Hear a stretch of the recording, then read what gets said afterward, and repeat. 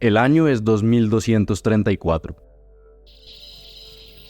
Las calles cromadas pululan con el murmullo de la ciudad al amanecer. Los altavoces reproducen sonidos de pájaros, aunque los transeúntes nunca hayan oído un ave real cantar. Entre las personas ajetreadas por llegar a tiempo al trabajo, hay también un montón de robots a los que la gente ni voltea a mirar. Es normal codearse con ellos.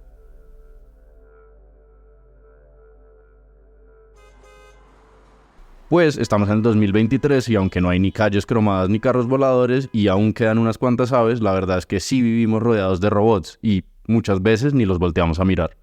En el episodio anterior conversamos sobre la parte técnica de la inteligencia artificial, que es de dónde vino, qué demonios quiere decir aprendizaje de máquinas. Si todavía no lo ha oído y le interesan estas cuestiones, pues no se lo pierda.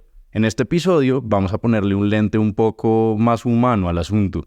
¿Cómo está afectando el auge de la IA a nuestra sociedad? ¿Voy a perder mi trabajo? Y, sobre todo, ¿cómo es que vivimos entre robots sin darnos cuenta? Mi nombre es Ignacio Galán y esto es Shots de Ciencia. Es el segundo episodio de una serie sobre tecnología que estamos sacando en los próximos meses y que fue patrocinada por Heinsohn, una empresa colombiana de soluciones tecnológicas para empresas.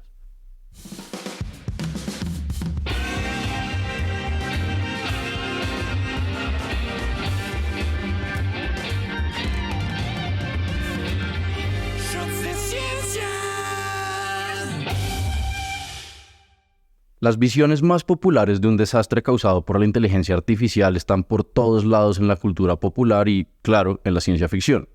Yo Robot, Terminator, Matrix, Wall-E, hay un montón. Pero en casi todos los casos, los efectos del desbocamiento de la inteligencia artificial suceden en una sociedad futurista, en un mundo que se siente ajeno al nuestro. Precisamente esta obsesión con un futuro posible ha entorpecido, en muchos casos, la posibilidad de hacer un análisis serio de las consecuencias actuales en nuestras vidas, no del qué podría ser, sino del qué ya es. Hay una discusión o como una posición en disputas, diría yo, entre de qué nos vamos a preocupar cuando estamos hablando de inteligencia artificial, ¿no? Y está esta corriente que quiere preocuparse de la inteligencia artificial como general y que viene del futuro y que algún día nos va a destruir, y la otra que piensan que hay que preocuparse del hoy día. Yo estoy en este segundo lado, yo estoy en la segunda posición en que no me parece inteligente, voy a decir, preocuparnos de un futuro incierto que no es tan claro que vamos a llegar.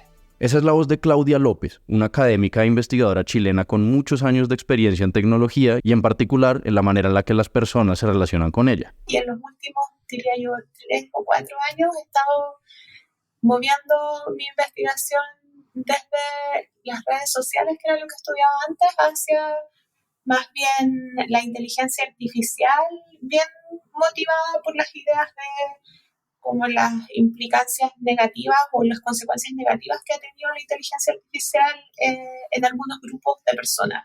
Y no es que preocuparse por el futuro no tenga sentido, pero dedicarle tanta atención a costa de las realidades inmediatas no nos está haciendo favores. Hay que tomarnos un momento aquí para dejar en claro que la satanización de estas tecnologías tampoco es una aproximación que tenga sentido, pues su utilidad es enorme y sus aplicaciones son casi tan amplias como nuestra imaginación.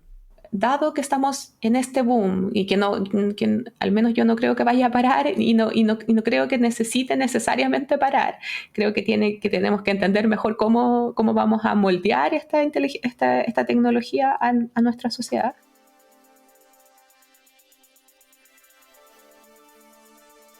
Pero bueno, entonces comencé este episodio haciendo una afirmación. Ya vivimos entre robots. ¿De qué se trata? Por un lado está la acepción más obvia. Robots como de película, con forma androide y que puede hacer cosas similares que las que un humano. Bueno, pues eso ya sucede en gran medida. El famoso laboratorio Boston Dynamics es solo uno de los muchos en el mundo diseñando robots con la capacidad de aprender a moverse y mover objetos. Varios de sus productos son verdaderamente deslumbrantes. Esa imagen del torpe robot que se tropezaba al intentar dar un paso es cada vez más lejana. Incluso el terrorífico perro robot, el cuadrúpedo automatizado equipado con armas letales que se hizo famoso en el episodio de Black Mirror, es hoy prácticamente una realidad.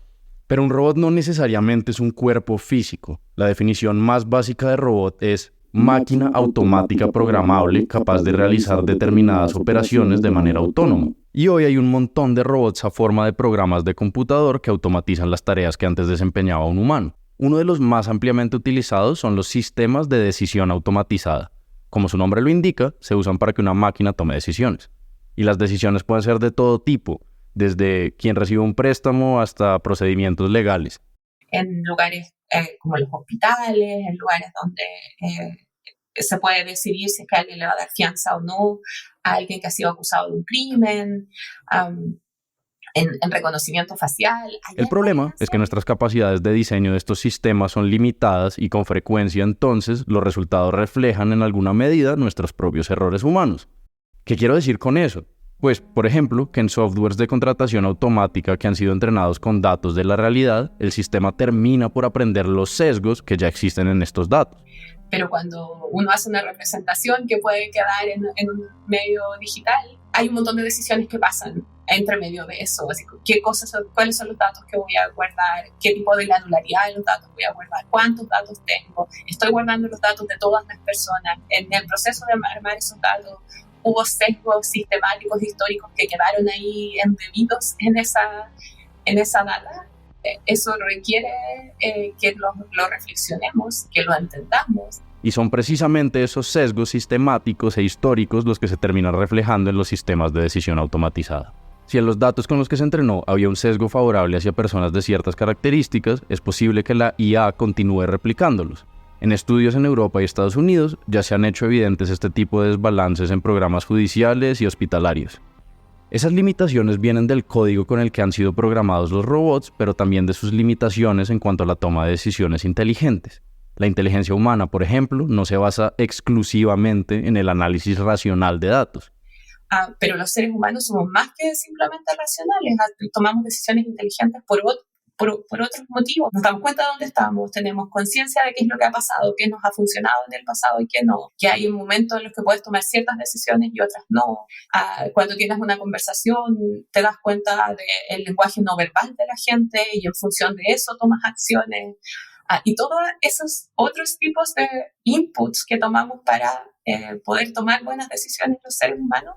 Es entonces inquietante saber que estos sistemas están siendo desplegados, en muchos casos sin que el público tenga muy claro qué demonios es lo que hacen, o más bien, cómo está tomando las decisiones que está tomando.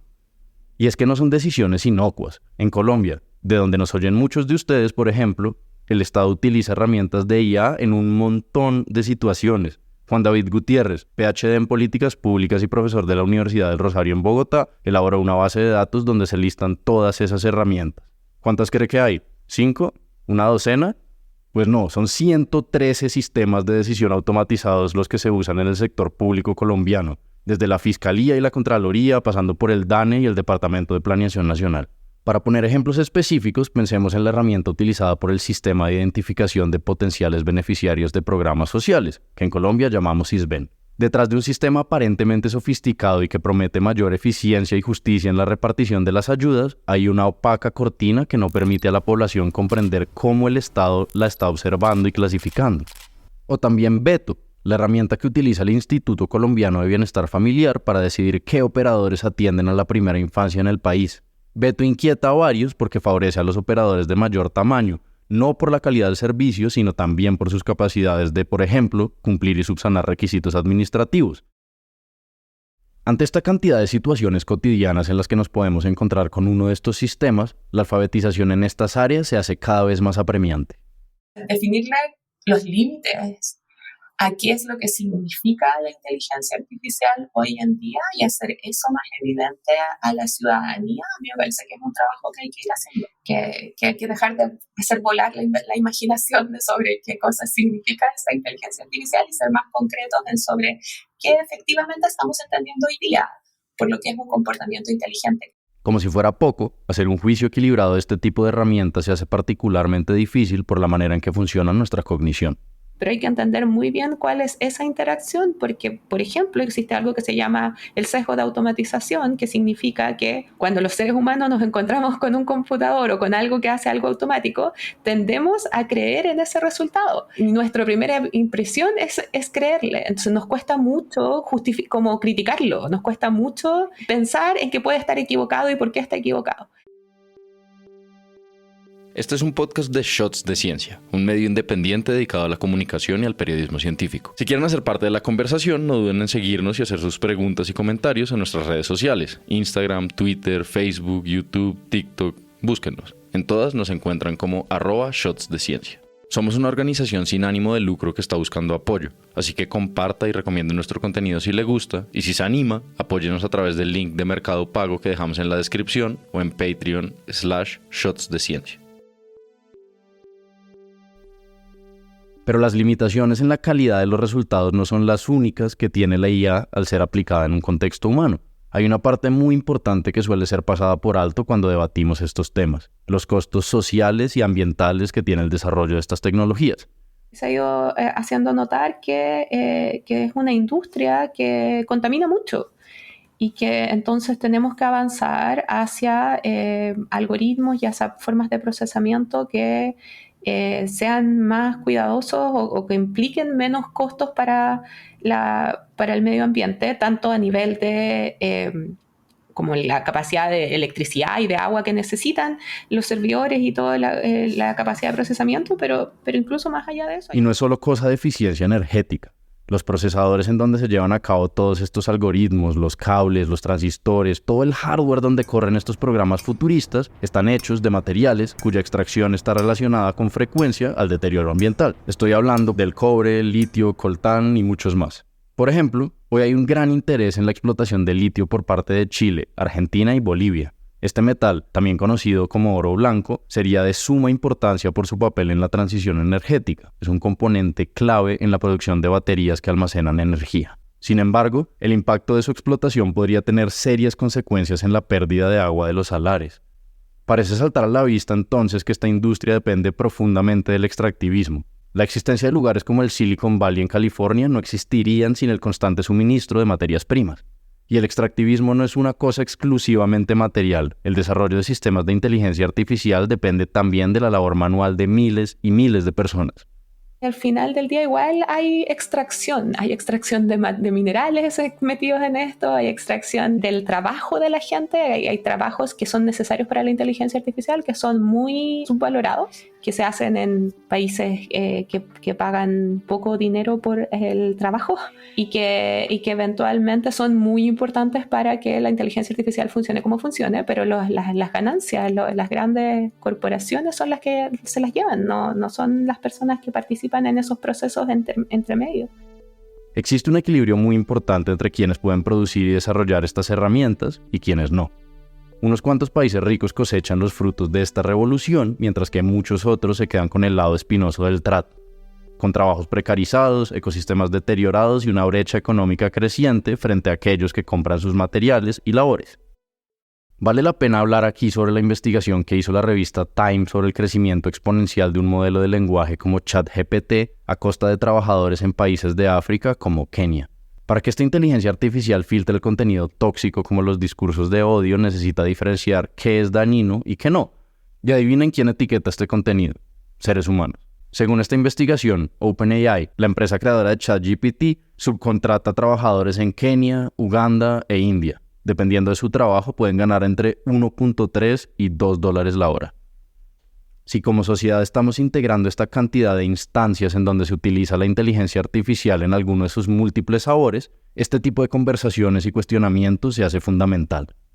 Y yo creo que hay un gran rol la regulación, que es muy importante empezar hoy día y empezar a regular ese tipo de cosas que tienen efectos hoy día y no ese escenario futuro incierto que podría o no pasar. La regulación de estas tecnologías debería hacerse una prioridad. Si no, corremos el riesgo de seguir por el camino en que vamos, impulsados por la inercia, empleándolas cada vez más, pero sin una postura crítica de la mejor manera de hacerlo. Y estas conversaciones no pueden quedar apartadas en una torre de silicio a donde solo acceden académicos. Son debates que nos interpelan a todos.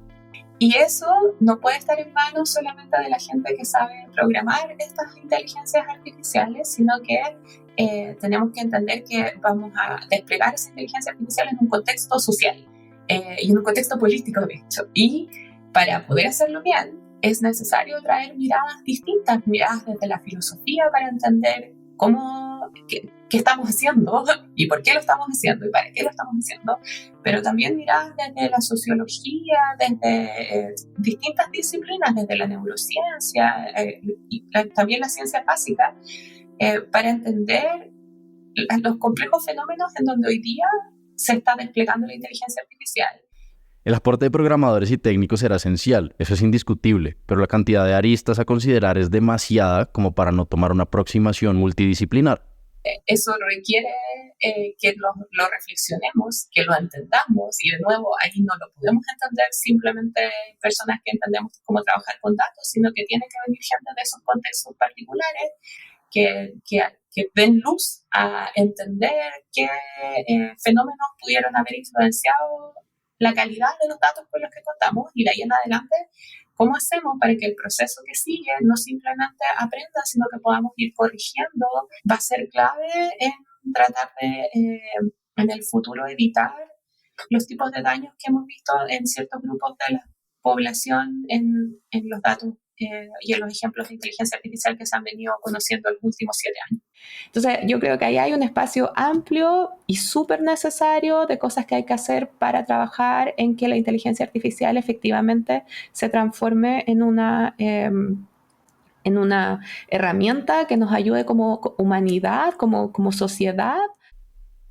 El auge de la IA ha venido sucediendo de manera relativamente silenciosa en años recientes, y aunque en muchos casos no nos demos cuenta, estamos rodeados de robots, vivimos entre ellos y cada vez más dependemos de ellos como individuos y como sociedad. Los invitamos a ustedes también a que ayuden a enriquecer el debate, a participar en la construcción de un presente y un futuro tecnológico que se alinee con sus valores y prioridades. Nos encuentran como @shotsdeciencia en todas las redes sociales. Mi nombre es Ignacio Galán y este fue un podcast de Shots de Ciencia patrocinado por Heinsohn, una empresa colombiana de soluciones tecnológicas para empresas. Hasta la próxima.